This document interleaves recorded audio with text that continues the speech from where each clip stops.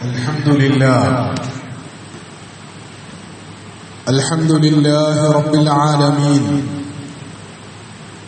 نحمده سبحانه وتعالى ونستعينه ونؤمن به ونتوكل عليه ونعوذ بالله من شرور أنفسنا ومن سيئات أعمالنا من يهده الله فلا مضل له ومن يضلله فلا هادي له وأشهد أن لا إله إلا الله وحده لا شريك له وأشهد أن محمدا عبده ورسوله أرسله بالهدى ودين الحق ليظهره على الدين كله ولو كره المشركون اللهم صل على محمد وعلى آل محمد كما صليت على إبراهيم وعلى آل إبراهيم وبارك على محمد وعلى آل محمد كما باركت على إبراهيم وعلى آل إبراهيم في العالمين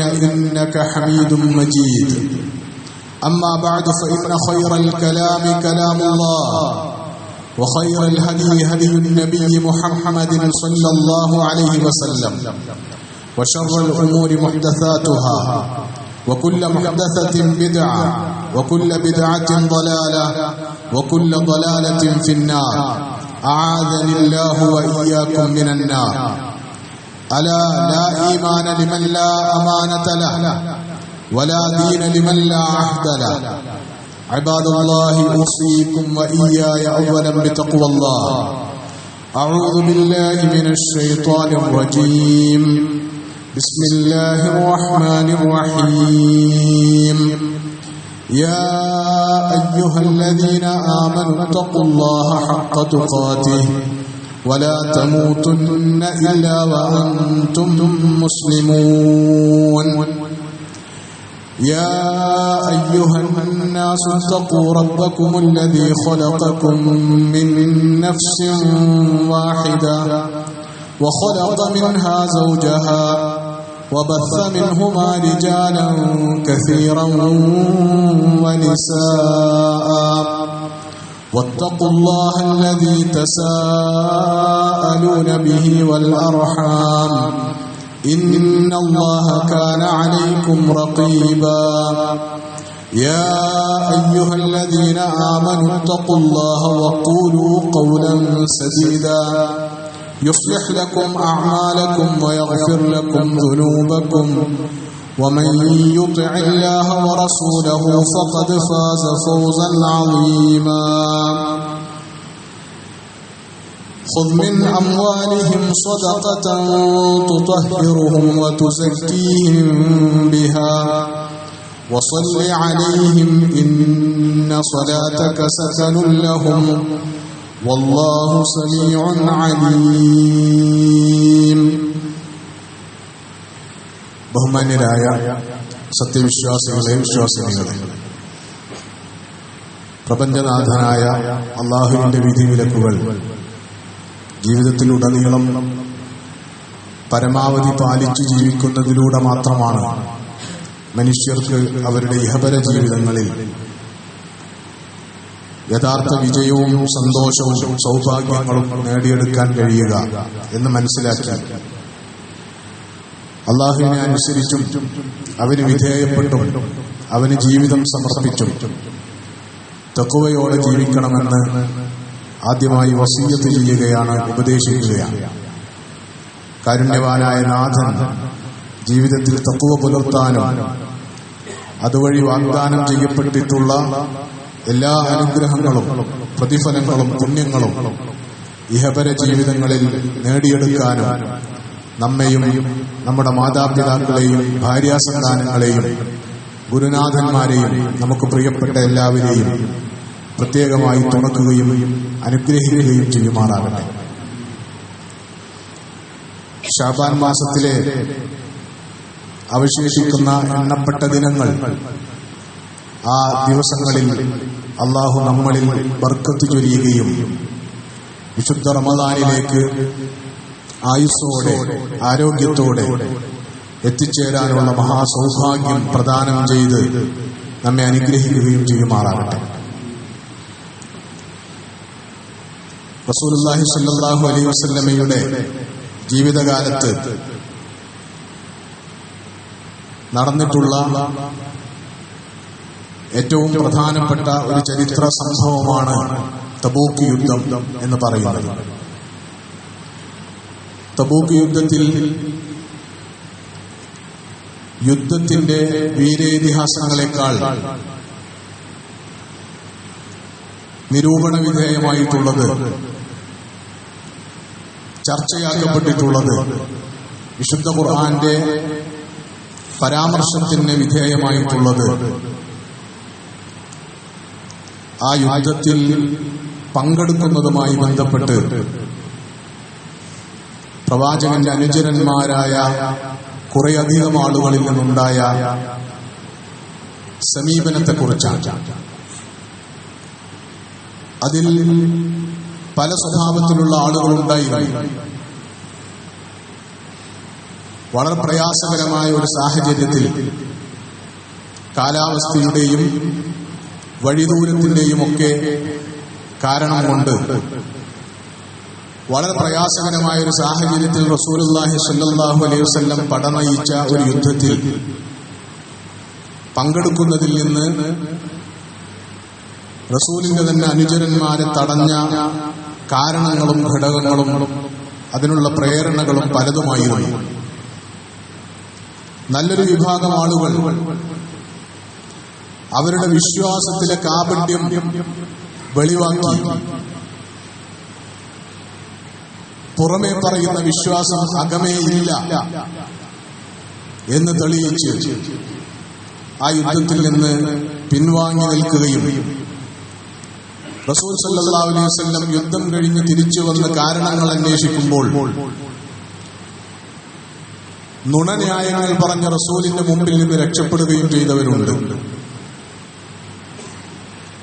അതേസമയത്ത് ന്യായമായ കാരണങ്ങളില്ലാതെ തന്നെ യുദ്ധത്തിൽ നിന്ന് പിൻവാങ്ങി നിൽക്കുകയും പിന്നീട് അതിൽ കടുത്ത മനസ്താപം ഉണ്ടാവുകയും തൗബ ചെയ്ത് മടങ്ങുകയും ചെയ്ത ആളുകളും അക്കൂട്ടത്തിലുണ്ടായിരുന്നു. അതിൽ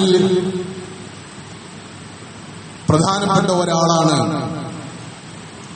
അബൂ ലുബാബ റളിയല്ലാഹു അൻഹുവും അദ്ദേഹത്തിന്റെ രണ്ട് സുഹൃത്തുക്കളും. പ്രത്യേകിച്ച് കാരണമൊന്നുമില്ലാതെ സാമ്പത്തികമായ താല്പര്യങ്ങളുടെ പേരിൽ, കൃഷി നടത്തിപ്പിന്റെ പേരിൽ ഒക്കെ ചെറിയ ന്യായങ്ങളുടെ പുറത്ത് തബൂക്കിലേക്കുള്ള സൈന്യത്തിൽ അണിചേരാതെ മദീനയിൽ തന്നെ തങ്ങിയ അവർ പിന്നീട് തങ്ങളുടെ തെറ്റ് തിരിച്ചറിയുകയും വലിയ മനസ്താപവും ഖേദവും ഉണ്ടാവുകയും റസൂൽ മദീനയിലേക്ക് തിരിച്ചെത്തിച്ചേരുന്നതിന് മുമ്പ് തന്നെ മദീന പള്ളിയിൽ വന്ന് പള്ളിയുടെ തൂണുകളിൽ സ്വയം ബന്ധിച്ച് ഒന്നുകിൽ മരണം വരെ അല്ലെങ്കിൽ പ്രവാചകൻ മാപ്പു തരുന്നത് വരെ ഈ ബന്ധനത്തിൽ നിന്ന് ഒഴിവാവുകയില്ല എന്ന് പ്രഖ്യാപിച്ച് നിലകൊള്ളുകയുണ്ടായി. റസൂൽ സല്ലല്ലാഹു അലൈഹി വസല്ലം തിരിച്ചു വന്നതിന് ശേഷം ആ നടപടി കണ്ടെങ്കിലും ആ വിഷയത്തിൽ അള്ളാഹുവിന്റെ തീരുമാനമുണ്ടാവട്ടെ എന്ന് വിചാരിച്ചതുകൊണ്ട് അവരോട് സംസാരിക്കാനോ അവരോട് എന്തെങ്കിലും പ്രതികരണം നടത്താനോ സന്നദ്ധനായില്ല. ദിവസങ്ങളോളം ആ ബന്ധനാവസ്ഥയിൽ അബൂ ലുബാബയും അദ്ദേഹത്തിന്റെ സുഹൃത്തുക്കളും കഴിഞ്ഞുകൂടേണ്ടി വന്നു. നമസ്കാര സമയങ്ങളിൽ അവരുടെ ഭാര്യമാർ വരികയും തോളിൽ നിന്ന് കെട്ടഴിച്ച് കൊടുക്കുകയും നമസ്കാരത്തിൽ പങ്കെടുത്ത് വീണ്ടും പള്ളിയുടെ തൂണുകളിൽ ബന്ധനസ്ഥരാവുകയും ചെയ്യുകയാണ് അവർ ചെയ്തത്. അങ്ങനെയിരിക്കെ അല്ലാഹു സുബ്ഹാനഹു വ തആല അവരുടെ തൗബ സ്വീകരിച്ചു. തൗബ സ്വീകരിച്ചതിനൊടുവിൽ ബന്ധനസ്ഥരായ അവർ അതിൽ നിന്ന് മോചിതരാകാൻ സന്നദ്ധരായില്ല. അബൂ ലുബാബ പ്രത്യേകിച്ചും സഹാബികളിൽ പലരും വളരെ സന്തോഷത്തോടുകൂടി സ്വന്തം കൂടെയുള്ള ഒരു സഹപ്രവർത്തകന്റെ സഹോദരന്റെ തൗബ സ്വീകരിച്ചതുമായി വഹി വഴി അള്ളാഹുവിന്റെ ഭാഗത്തു നിന്നുണ്ടായ സന്തോഷ വാർത്ത അറിയുകയും ആ ബന്ധനത്തിൽ നിന്ന് അവരെ കെട്ടഴിച്ചു വിടാൻ വേണ്ടി മുതിരുകയും ചെയ്തു. അബൂ ലുബാബ പക്ഷേ റസൂല് വരികയും ഈ കെട്ടഴിക്കുകയും ചെയ്താലല്ലാതെ ഞാൻ ഇതിൽ നിന്ന് ഒഴിവാവുകയില്ല എന്ന് പ്രഖ്യാപിച്ചു. സുബ്ഹി നമസ്കാരത്തിൽ റസൂൽ സല്ലല്ലാഹു അലൈഹി വസല്ലം കടന്നു വരികയും സന്തോഷ വാർത്ത അറിയിക്കുകയും അങ്ങനെ കെട്ടഴിച്ചു വിടുകയുമാണ് ചെയ്തത്. അതിനുശേഷം അബൂ ലുബാബയും അദ്ദേഹത്തിന്റെ സുഹൃത്തുക്കളും നേരെ പോയി ഇങ്ങനെ ഒരു നടപടിയിലേക്ക്, തങ്ങളുടെ ഭാഗത്തു നിന്ന് ഇങ്ങനെ വലിയ ഒരു അപരാധം സംഭവിക്കുന്നതിലേക്ക് കാര്യങ്ങളെ നയിച്ചത് സമ്പത്തിനോടുള്ള തങ്ങളുടെ താല്പര്യവും ആർത്തിയുമാണ് എന്ന് തിരിച്ചറിയുകയും അത് പ്രഖ്യാപിക്കുകയും അതിന്റെ അടിസ്ഥാനത്തിൽ തങ്ങളുടെ വിലപിടിപ്പുള്ള സ്വത്തുക്കൾ റസൂൽ സല്ലല്ലാഹു അലൈഹി വസല്ലമയുടെ മുമ്പിൽ കൊണ്ടുവന്നു വെച്ച് റസൂലിനോട് അത് സ്വീകരിക്കണമെന്നും അത് റസൂലിന് ഇഷ്ടപ്പെട്ട മാർഗത്തിൽ ചെലവഴിക്കണമെന്നും ആവശ്യപ്പെടുകയും ചെയ്തു. റസൂലുള്ളാഹി സ്വല്ലല്ലാഹു അലൈഹി വസല്ലം ആദ്യഘട്ടത്തിൽ അത് സ്വീകരിക്കാൻ സന്നദ്ധനായി. കാരണം ഈ ആളുകളുടെ പേരിൽ ഇസ്ലാമിക സമൂഹത്തിൽ ഈ കാര്യങ്ങൾ ഇതുമായി ബന്ധപ്പെട്ട് വിശുദ്ധ ഖുർആനിൽ ഇറങ്ങിയ ആയത്തുകൾ വിശദീകരിച്ചുകൊണ്ട് സയ്യിദ് മൗദൂദി റഹിമഹുല്ല പറഞ്ഞിട്ടുള്ള കാര്യം, ഇസ്ലാമിക സമൂഹത്തിൽ കാപട്യം പ്രകടമായി കഴിഞ്ഞാൽ പിന്നീട് അവരോട് കർക്കശമായ നിലപാടുകളാണ് ഇസ്ലാമിക സമൂഹം സ്വീകരിക്കുക എന്നതാണ്. ആരുടെയെങ്കിലും ഭാഗത്തു നിന്ന് ഇസ്ലാമിക സമൂഹം ഒരു പ്രതിസന്ധിയിൽ അകപ്പെടുന്ന ഘട്ടത്തിൽ കാപട്യത്തിൽ അധിഷ്ഠിതമായ നടപടിയുണ്ടാകുന്നു, നിലപാടുണ്ടാകുന്നുവെങ്കിൽ അവരുടെ കാപട്യം വെളിവായി കഴിഞ്ഞാൽ പിന്നീട് അവരോട് ഇസ്ലാമിക സമൂഹം വളരെ കർക്കശമായ രീതിയിലാണ് ഇടപെടുക. അതിന്റെ ഭാഗമായി തന്നെ അള്ളാഹുവിന്റെ ഭാഗത്ത് തൗബ സ്വീകരിക്കപ്പെട്ടെങ്കിലും കാര്യങ്ങൾ വ്യക്തമാകാത്തത് കൊണ്ട് റസൂലുള്ളാഹി സ്വല്ലല്ലാഹു അലൈഹി വസല്ലം നേരത്തെ കപടവിശ്വാസികളുടെ കാര്യത്തിൽ ലഭ്യമായ നിർദ്ദേശങ്ങളുടെ വെളിച്ചത്തിൽ അവരിൽ നിന്ന് ആ സമ്പത്ത് സ്വീകരിക്കാൻ സന്നദ്ധനായില്ല. അവർ റസൂലിനോട് ഞങ്ങൾക്ക് വേണ്ടി റസൂൽ അള്ളാഹുവോട് മാപ്പപേക്ഷിക്കണം, ഞങ്ങൾക്ക് വേണ്ടി പ്രാർത്ഥിക്കണം എന്നാവശ്യപ്പെട്ടതിന് ആദ്യഘട്ടത്തിൽ റസൂൽ സല്ലല്ലാഹു അലൈഹി വസല്ലം മുഖവിലക്കെടുത്തില്ല. മുനാഫിഖുകളായ ആളുകളുടെ മേൽ നമസ്കരിക്കുകയോ അവരുടെ ഖബറുകൾ പോവുകയോ ചെയ്യരുത് എന്ന നിർദ്ദേശം നേരത്തെ റസൂലുള്ളാഹി സ്വല്ലല്ലാഹു അലൈഹി വസല്ലമക്ക് വഹയായി ലഭിച്ചിട്ടുള്ളതായിരുന്നു. റസൂൽ അങ്ങനെ ഒരു നടപടി സ്വീകരിച്ചപ്പോൾ ആ പശ്ചാത്തലത്തിൽ വിശുദ്ധ ഖുർആനിൽ അല്ലാഹു സുബ്ഹാനഹു വ തആല റസൂലിനോട് അവരുടെ തൗബ സത്യസന്ധമാണ് എന്ന് സാക്ഷ്യപ്പെടുത്തിക്കൊണ്ട് അവരിപ്പോൾ ആ സദഖയുമായി ആ സകാത്തുമായി വന്നിട്ടുള്ളത് നിറഞ്ഞ സദുദ്ദേശത്തോടു കൂടിയാണ് എന്ന് സാക്ഷ്യപ്പെടുത്തിക്കൊണ്ട് അതുകൊണ്ട് അവരിൽ നിന്ന് ആ സദഖ സ്വീകരിക്കണമെന്ന് ആവശ്യപ്പെട്ടുകൊണ്ട് അവതരിച്ചിട്ടുള്ള സൂറത്തുൽ തൗബയിലെ 104-ാമത്തെ ആയത്താണ് ഖുതുബയുടെ തുടക്കത്തിൽ 103-ാമത്തെ ആയത്താണ് ഖുതുബയുടെ തുടക്കത്തിൽ ഓതി വെച്ചിട്ടുള്ളത്. ഖുദ് മിൻ അംവാലിഹിം സദഖതൻ, അവരുടെ സമ്പത്തിൽ നിന്ന് അവർ നൽകുന്ന ആ സദഖയെ താങ്കൾ സ്വീകരിച്ചു കൊള്ളുക. തുതഹിറുഹും വതുസക്കിഹിം ബിഹാ, എന്നിട്ട് അവരെ താങ്കൾ ആ സദഖ കൊണ്ട് ആ സകാത്ത് കൊണ്ട് താങ്കൾ അവരെ ശുദ്ധീകരിച്ചെടുക്കുക. അതുകൊണ്ട് അവരെ സംസ്കരിക്കുകയും അവരെ വളർത്തുകയും ചെയ്യുക. വസല്ലി അലൈഹിം ഇന്ന സ്വലാത്തക സകനൻ ലഹും, അവർ പ്രത്യേകമായ ഒരു മാനസികാവസ്ഥയിലാണ്. തൗബ ചെയ്തത് സത്യസന്ധമായിട്ടാണ്. അവരുടെ മനസ്സുകളിൽ സത്യസന്ധമായ ഖേദം പ്രകടമായിരിക്കുന്നു. അതുകൊണ്ട് താങ്കൾ അവർക്ക് വേണ്ടി പ്രാർത്ഥിക്കുക, അത് അവർക്ക് ആശ്വാസമായി തീരട്ടെ എന്നും അല്ലാഹു സുബ്ഹാനഹു വ തആല നിർദ്ദേശിക്കുകയാണ്. ഇങ്ങനെ പ്രത്യേകമായ ഒരു പശ്ചാത്തലത്തിലാണ് സൂറത്തുൽ തൗബയിലെ ഈ ആയത്ത് അവതരിച്ചത് എങ്കിലും ഈ ആയത്തിനെ ഇസ്ലാമിക പണ്ഡിതന്മാർ വിശുദ്ധ ഖുർആനിൽ സക്കാത്തുമായി ബന്ധപ്പെട്ട് അവതരിപ്പിക്കപ്പെട്ടിട്ടുള്ള പ്രത്യേകിച്ചും സക്കാത്തിന്റെ അടിസ്ഥാന ലക്ഷ്യങ്ങൾ വിവരിക്കുന്ന വിശുദ്ധ ഖുർആനിലെ ഏറ്റവും പ്രധാനപ്പെട്ട നസ്സായാണ് ആയത്തായിട്ടാണ് പണ്ഡിതന്മാർ ഈ ആയത്തിനെ പരിഗണിക്കുന്നത്. സക്കാത്ത് ശേഖരണത്തിന്റെ പ്രാഥമികമായ ലക്ഷ്യങ്ങൾ ഈ ആയത്തിലൂടെ അല്ലാഹു സുബ്ഹാനഹു വ തആല വെളിവാക്കുന്നു. തുതഹിറുഹും, അതൊന്നാമതായി സമ്പത്തിന്റെ ഉടമകളുടെ, സക്കാത്ത് നിർവഹിക്കുന്നവരുടെ ശുദ്ധീകരണമാണ്. ഏത് തരത്തിൽ ഉള്ള മാലിന്യങ്ങളിലാണ് അവരകപ്പെട്ടിട്ടുള്ളതെങ്കിലും അതിൽ നിന്നുള്ള ശുദ്ധീകരണമാണ്. പ്രത്യേകിച്ചും മനുഷ്യന്റെ പ്രകൃതിപരമായ ഒരവസ്ഥ എന്ന് പറയുന്നത് മനുഷ്യനെപ്പോഴും സമ്പത്തിനോട് രണ്ട് തരത്തിലുള്ള ദുഷ്പ്രവണതകൾ, രണ്ട് തരത്തിലുള്ള ദുഷിച്ച സ്വഭാവം, ദുഷിച്ച സമീപനം മനുഷ്യനുണ്ടാകും. അതിലൊന്നാമത് സമ്പത്തിനോടുള്ള അത്യാർത്തി മനുഷ്യന്റെ പ്രകൃതത്തിലുള്ളതാണ്. രണ്ടാമത്തത് കൈവശമുള്ള സമ്പത്ത് ശരിയായ മാർഗത്തിൽ വിനിയോഗം ചെയ്യാനുള്ള പിശുക്കാണ്. ഈ രണ്ട് കാര്യങ്ങളും സദഖയിലൂടെ, സക്കാത്തിലൂടെ, അത് നിർവഹിക്കുന്നതിലൂടെ, അത് പ്രായോഗികമായി നിർവഹിക്കുന്നതിലൂടെ ഇത്തരത്തിലുള്ള മാലിന്യങ്ങളിൽ നിന്ന്, ദുഷ്പ്രവണതകളിൽ നിന്നും, ദുസ്വഭാവങ്ങളിൽ നിന്നും വിശ്വാസികൾ മോചിപ്പിക്കപ്പെടണം എന്നാണ് അല്ലാഹു സുബ്ഹാനഹു വ തആല ഉദ്ദേശിച്ചിട്ടുള്ളത്. കേവലമായ ഒരു ആരാധന എന്നതിനപ്പുറത്ത് ആ ആരാധന സക്കാത്ത് നിർവഹിക്കുന്ന ഒരു മനുഷ്യന്റെ ജീവിതത്തിൽ വലിയ സൽഫലങ്ങൾ ധാർമ്മികമായി സൃഷ്ടിക്കേണ്ടുന്ന സ്വഭാവത്തിലാണ് ഇസ്ലാമിന്റെ സക്കാത്ത് വ്യവസ്ഥയെ അല്ലാഹു സുബ്ഹാനഹു വ തആല നിശ്ചയിച്ചിട്ടുള്ളത്. അവരുടെ വളർച്ച, അവരുടെ സമ്പത്തിന്റെ വളർച്ച, അതാണ് അതിന്റെ രണ്ടാമത്തെ ഉദ്ദേശം. ധാരാളം ആയത്തുകളും ഹദീസുകളും ആ വിഷയത്തിൽ വന്നിട്ടുണ്ട്. സക്കാത്തിനെ കുറിച്ച് നമ്മൾ കൂടുതൽ ഈ സന്ദർഭത്തിൽ സംസാരിക്കേണ്ടി വരുന്ന ഒരു സാഹചര്യമുണ്ട്. ഈ സാഹചര്യത്തെ ഉപയോഗപ്പെടുത്തിക്കൊണ്ട് നമ്മൾ രണ്ട് തലങ്ങളിൽ നിന്നുകൊണ്ട് സക്കാത്തിനെ കുറിച്ച് കൂടുതൽ അറിയുകയും പഠിക്കുകയും ചെയ്യേണ്ടതുണ്ട്. ഒന്നാമത്തെ കാര്യം, ഇത് നമ്മളെ സംബന്ധിച്ചിടത്തോളം വളരെ അടിസ്ഥാനപരമായ ഒരു ആരാധനാകർമ്മമാണ് എന്ന സ്വഭാവത്തിൽ മനസ്സിലാക്കി ഇതിനെക്കുറിച്ചുള്ള അറിവ് നമുക്കുണ്ടാകേണ്ടതാണ്.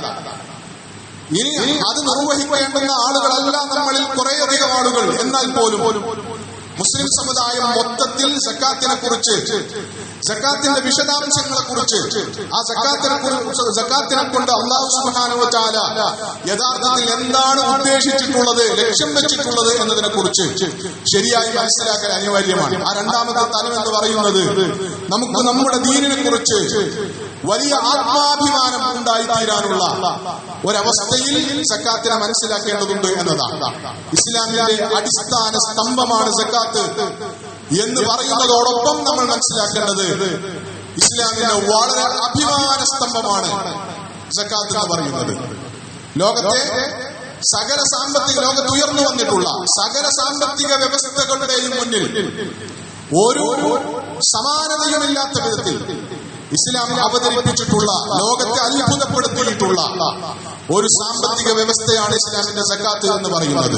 അപ്പൊ ഒരു മുസ്ലിം എന്നുള്ള നിലക്ക് അഭിമാനപൂർവ്വം നമുക്ക് ഏറ്റെടുക്കേണ്ടുന്ന, നമ്മൾ മനസ്സിലാക്കി വെക്കേണ്ടുന്ന ഒരു ഇസ്ലാമിന്റെ വ്യവസ്ഥയാണ് സക്കാത്ത് എന്ന് പറയുന്നത്. ആ തലത്തിൽ സക്കാത്തിനെ കുറിച്ച് ഈ സന്ദർഭത്തിൽ മനസ്സിലാക്കാൻ നമുക്ക് ബാധ്യതയുണ്ട്. അതുകൊണ്ടാണ് സക്കാത്തിനെ കുറിച്ച് വീണ്ടും നമ്മൾ കൂടുതൽ വിശദാംശങ്ങളിലേക്ക് കടന്നു പോകുന്നത്. സക്കാത്തുമായി ബന്ധപ്പെട്ട് ഉള്ള നിയമങ്ങൾ വിശദമായി പറയുക ഒരുപാട് ഖുതുബകൾ എടുത്ത് നമുക്ക് നിർവഹിക്കേണ്ടുന്ന ഒരു കാര്യമായിരിക്കും. അതേസമയത്ത് ഇന്നത്തെ ഒരു ഖുതുബയിൽ വളരെ അടിസ്ഥാനപരമായി ഇസ്ലാം സക്കാത്തിന്റെ അടിസ്ഥാന തത്വങ്ങൾ,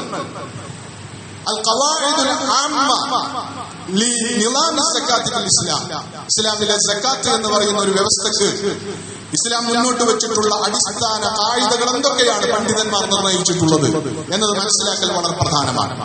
അത് വളരെ വേഗത്തിൽ അത് 2-3 കായികകൾ നിങ്ങളുടെ ശ്രദ്ധയിൽപ്പെടുത്താനാണ് ഈ സന്ദർഭത്തിൽ ഉദ്ദേശിക്കുന്നത്.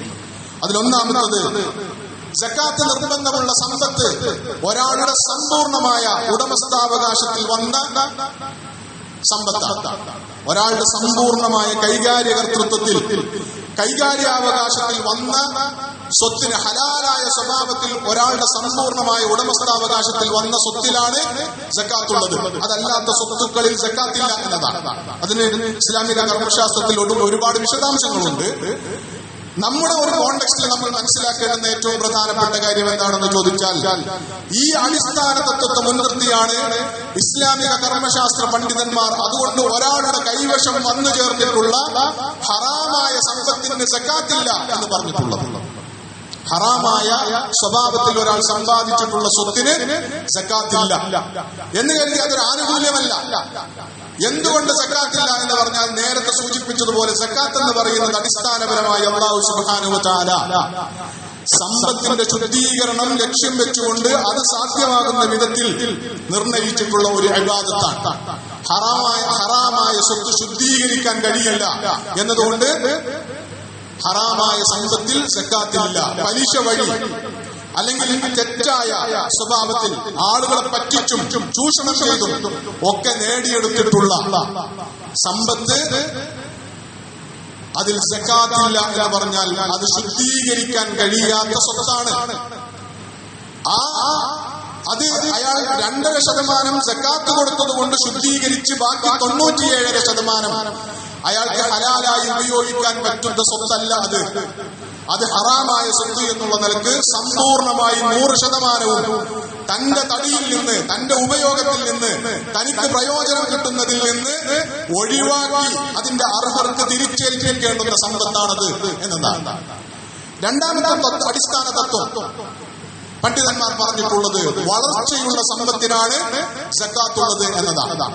വളർച്ചയുള്ളത് എന്ന് പറഞ്ഞാൽ ഒന്നുകിൽ യഥാർത്ഥത്തിൽ വളർച്ചയുള്ളത് അല്ലെങ്കിൽ വളർച്ചാ സാധ്യതയുള്ള സമ്പത്തിനാണ് സക്കാത്തുള്ളത്. അതുകൊണ്ട് പണത്തിന് സക്കാത്തുണ്ട്, കച്ചവട വസ്തുക്കൾക്ക് സക്കാത്തുണ്ട്, ഭൂമിയിൽ നിന്നുണ്ടാകുന്ന കൃഷിക്ക് സക്കാത്തുണ്ട്, മറ്റു വരുമാന മാർഗങ്ങൾക്ക് സക്കാത്തുണ്ട്, വാടക പോലെയുള്ള വരുമാന മാർഗങ്ങൾക്ക് സക്കാത്തുണ്ട്, അതേപോലെ തന്നെ ഭൂമിയിൽ നിന്ന് കിട്ടുന്ന നിധികൾ, ഖനികൾ തുടങ്ങിയവയ്ക്കൊക്കെ സക്കാത്തുണ്ട്. അതൊക്കെ വളർച്ചയുള്ള സ്വത്താണ്. സ്വർണവും വെള്ളിയുമാണ് കറൻസിയുടെ, പണത്തിന്റെ ഇനത്തിൽ റസൂലുള്ളാഹി സ്വല്ലല്ലാഹു അലൈഹി വസല്ലമയുടെ കാലത്ത് നിലവിലുണ്ടായിരുന്നത്. അതുകൊണ്ട് സ്വർണത്തിനും വെള്ളിക്കും റസൂലുള്ളാഹി സ്വല്ലല്ലാഹു അലൈഹി വസല്ലം സക്കാത്ത് നിശ്ചയിച്ചിട്ടുണ്ട് എന്നല്ല, സക്കാത്തിന്റെ ഒരു അടിസ്ഥാനം തന്നെ സ്വർണത്തിലും വെള്ളിയിലുമുള്ള സക്കാത്താണ് എന്നാണ് ദീൻ പഠിപ്പിക്കുന്നത്. അപ്പോ സ്വർണം കൻസാക്കി വെച്ചാൽ, ഒരാൾ നിക്ഷേപമാക്കി വെച്ചാലും അതിന് സക്കാത്തുണ്ട്. അതിന് വളർച്ചയില്ലല്ലോ, അത് അലമാരയിൽ കിടക്കുകയല്ലേ എന്ന് പറഞ്ഞിട്ട് അതുകൊണ്ട് അതിന് വളർച്ചയില്ല, സക്കാത്തില്ല എന്ന് ഫത്വയുണ്ടാക്കാൻ പറ്റുകയില്ല. മറിച്ച് അതിന് സക്കാത്തുണ്ട്. സ്വർണം, വെള്ളി എന്നിവ ഏത് രൂപത്തിലും ഒരു മനുഷ്യന്റെ കൈവശമുണ്ടെങ്കിലും അത് നിസാബ് തികഞ്ഞാൽ 85 ഗ്രാം സ്വർണമോ 595 ഗ്രാം വെള്ളിയോ ഒരാളുടെ കൈവശമുണ്ടെങ്കിൽ അയാൾ അതിന്റെ 2.5% സക്കാത്ത് കൊടുക്കണം എന്നതാണ് ദീനിലെ നിയമം. അപ്പോ ഇതുമായി ബന്ധപ്പെട്ട് വരുന്ന ഒരു മസാലയാണ് സ്ത്രീകളുടെ ആഭരണങ്ങളുമായി ബന്ധപ്പെട്ട സക്കാത്ത് എന്ന് പറയുന്നത്. നമ്മുടെ നാട്ടിൽ ഒരു ചർച്ചാ വിഷയമാണ്. പലപ്പോഴും എല്ലാ സന്ദർഭങ്ങളിലും ഒരാശങ്കയായി, സംശയമായി ഉയർത്തപ്പെടുന്ന വിഷയമാണ്. സ്ത്രീകളുടെ സ്വർണ്ണാഭരണത്തിന്റെ കാര്യത്തിൽ ഉള്ള സക്കാത്തിന്റെ ഹുക്മ് പ്രബലമായ അഭിപ്രായം അനുസരിച്ച് എന്ന് പറഞ്ഞാൽ ഹനഫി മദ്ഹബ് ഒഴിച്ച് ബാക്കി 3 മദ്ഹബുകളുടെയും അഭിപ്രായം അനുസരിച്ച് ഒരു സ്ത്രീ ഉപയോഗിക്കുന്ന ആഭരണങ്ങൾക്ക് സക്കാത്തില്ല എന്നും അതല്ലാതെ ആഭരണ രൂപത്തിലോ അല്ലാതെയോ ഉള്ള സ്വർണത്തിന് 85 ഗ്രാം പരിധി എത്തിയാൽ സക്കാത്ത് നൽകണമെന്നുമാണ് ദീനിലെ നിയമം. എന്തുകൊണ്ട് സ്ത്രീകൾ ഉപയോഗിക്കുന്ന ആഭരണത്തിന് സക്കാത്തില്ല എന്ന് വരുന്നു എന്ന് ചോദിച്ചാൽ നേരത്തെ പറഞ്ഞ അടിസ്ഥാന തത്വത്തിന്റെ വെളിച്ചത്തിലാണ് അത് ബാധകമാകുന്നത്.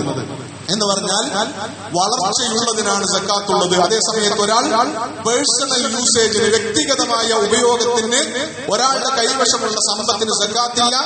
ഒരാളെ സംബന്ധിച്ചിടത്തോളം അയാൾ ഉപയോഗിക്കുന്ന വീടിന് സക്കാത്തില്ല, അയാൾ ഉപയോഗിക്കുന്ന വാഹനത്തിന് സക്കാത്തില്ല, അയാൾ ഉപയോഗിക്കുന്ന ഫർണിച്ചറുകൾക്ക് സക്കാത്തില്ല. ഇങ്ങനെ അതേപോലെ തന്നെ കച്ചവട സ്ഥാപനങ്ങളാണെങ്കിൽ കച്ചവടം നടത്തുന്ന ബിൽഡിങ്ങിന് സക്കാത്തില്ല, അവിടെ ഉപയോഗിക്കുന്ന ഫർണിച്ചറുകൾക്ക് സക്കാത്തില്ല, കച്ചവട ആവശ്യത്തിന് വേണ്ടി ഉപയോഗിക്കുന്ന വാഹനത്തിന് സക്കാത്തില്ല. ഇങ്ങനെയൊക്കെയാണ് നിയമം. എന്തുകൊണ്ടെന്ന് ചോദിച്ചാൽ അത് സ്വയം വളർച്ചയോ സാമ്പത്തികമായ നേട്ടമോ ഉണ്ടാക്കുന്നില്ല, അത് ഉദ്ദേശിച്ചിട്ടുള്ളതല്ല അതൊന്നും. അതുകൊണ്ട് അവർക്ക് സക്കാത്തില്ല. വളർച്ചയോ വളർച്ചാ സാധ്യതയോ ഉള്ളതിനാണ് സക്കാത്തുള്ളത് എന്നത് സക്കാത്തുമായി ബന്ധപ്പെട്ട മറ്റൊരു അടിസ്ഥാന തത്വമാണ്. ഒരു കാര്യം കൂടി പറഞ്ഞിട്ട് അവസാനിപ്പിക്കാം. മറ്റൊരു പ്രധാനപ്പെട്ട സക്കാത്തുമായി ബന്ധപ്പെട്ട അടിസ്ഥാന കായിക എന്ന് പറയുന്നത്, സക്കാത്ത് എന്ന് പറയുന്നത് ധനികന്മാരിൽ നിന്ന് സ്വീകരിക്കേണ്ടതും ധനികന്മാർ കൊടുക്കേണ്ടതും ദരിദ്രരിലേക്ക് കൈമാറ്റം ചെയ്യപ്പെടേണ്ടതുമാണ്. എന്ന് പറഞ്ഞാൽ സക്കാത്ത് കൊടുക്കേണ്ടത് ധനികരാണ്.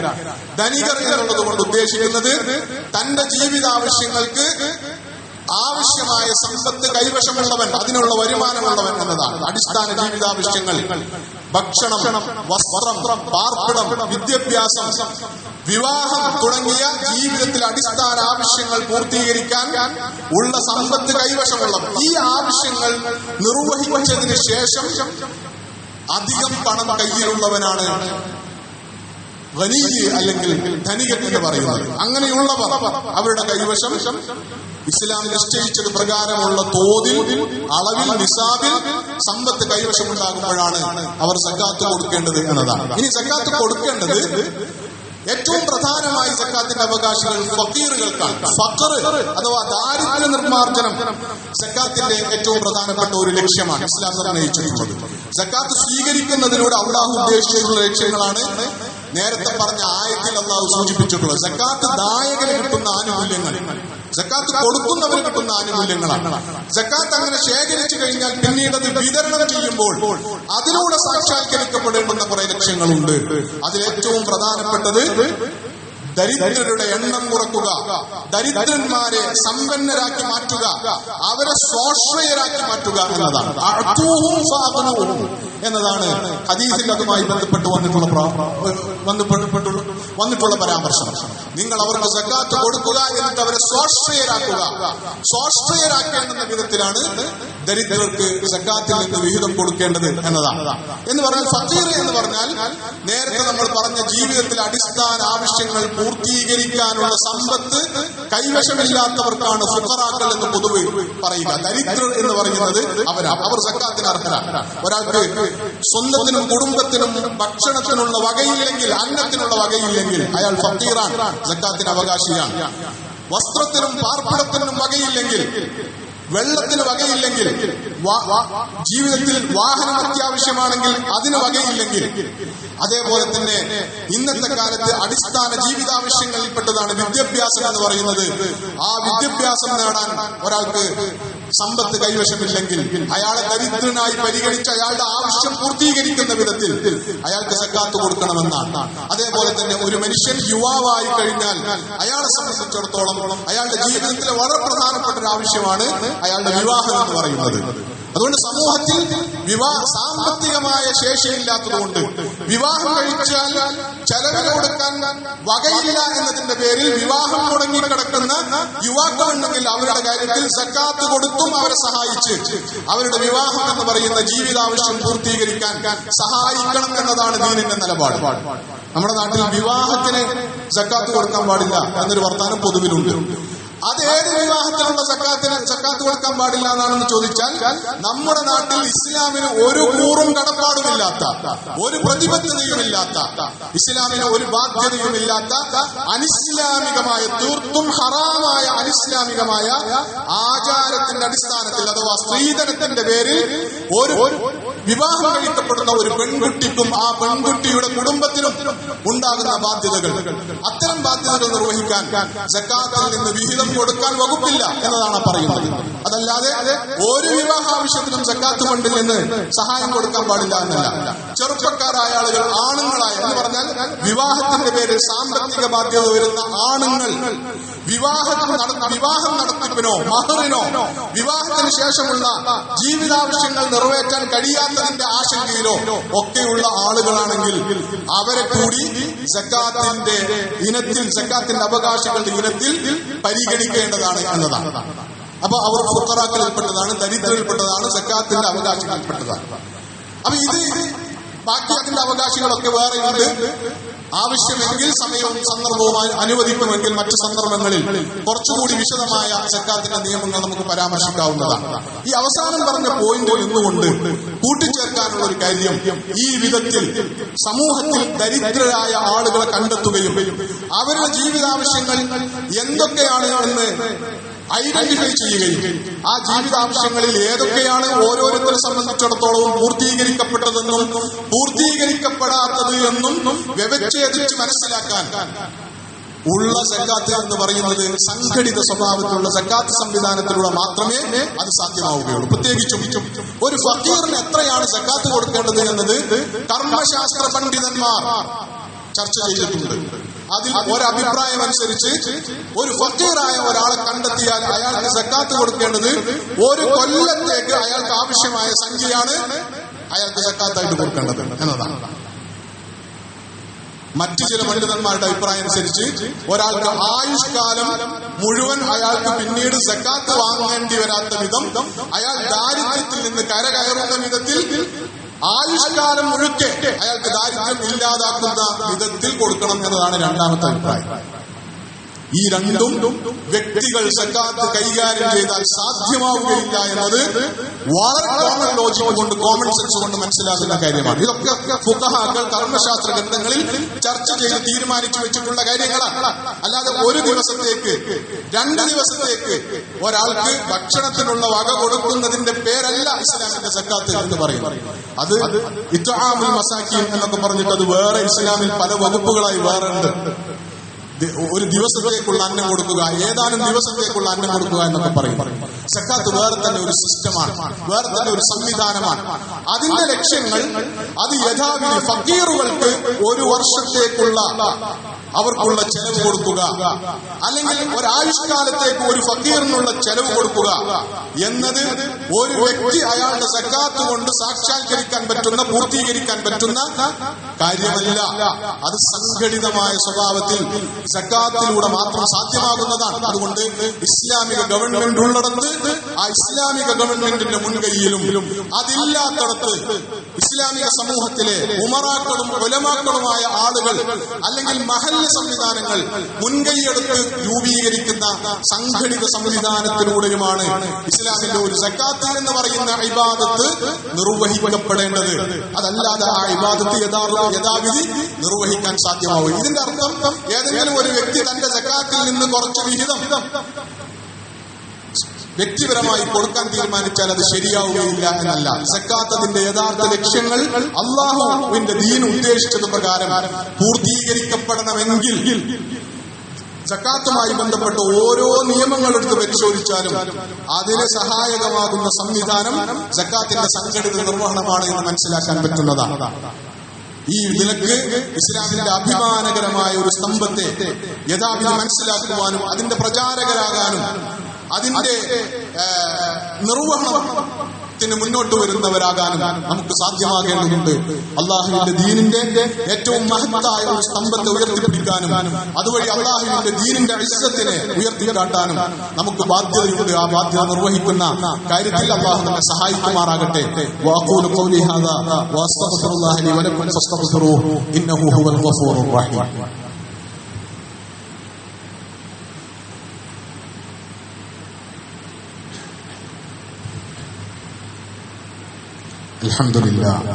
الحمد لله رب العالمين والعاقبة للمتقين ولا عدوان إلا على الظالمين. اللهم صل وسلم وبارك على محمد وعلى آله وصحبه أجمعين. عباد الله أوصيكم وإياي ثانيا بتقوى الله. يا أيها الذين آمنوا اتقوا الله ولتنظر نفس ما قدمت لغد واتقوا الله إن الله خبير بما تعملون. اللهم اغفر للمؤمنين والمؤمنات والمسلمين والمسلمات الأحياء منهم والأموات إنك مجيب الدعوات يا قاضي الحاجات. طيب ثراهم واجعل الجنة مأوانا ومأواهم. اللهم أجرنا من النار. اللهم أجرنا ووالدينا من النار. اللهم ارحم موتانا وموتى المسلمين واشف مرضانا ومرضى المسلمين. ربنا ظلمنا أنفسنا وإن لم تغفر لنا وترحمنا لنكونن من الخاسرين.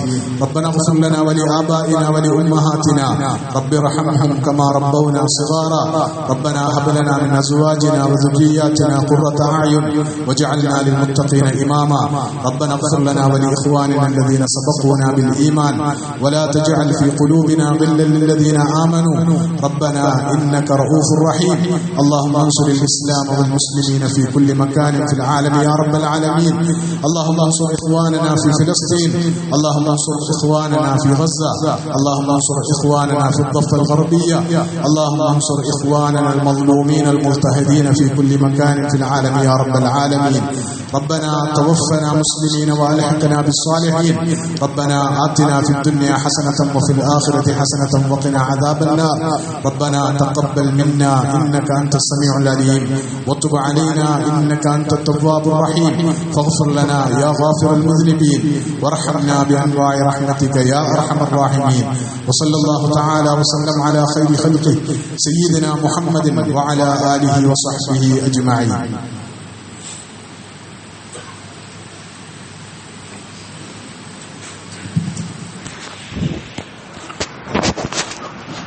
الله أكبر الله أكبر.